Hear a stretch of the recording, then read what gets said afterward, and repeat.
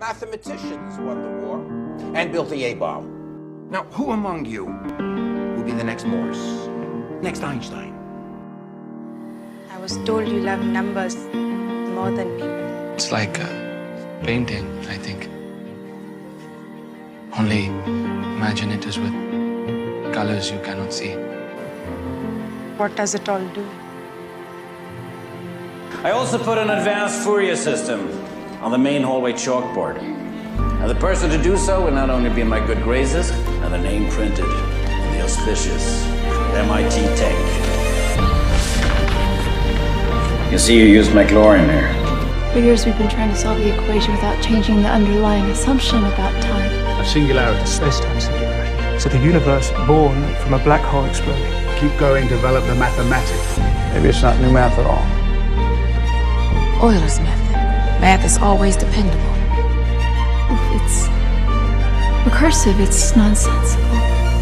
Stop! Your theorem is wrong. A difficult theorem can be like a symphony. It's very erotic. Can't be done, I'm telling you. Especially not by you. It can. Just as Mozart could hear an entire symphony in his head, you dance with numbers to infinity. We do not invent these formulae, they already exist. We are merely explorers of infinity in the pursuit of absolute perfection. I'm just trying to work out the mathematical probability of happiness. So what next? Prove it. Prove the one simple, elegant way. Look around through them. Math that doesn't yet exist. Because without it, we're not going anywhere. Life for me has always been mathematics.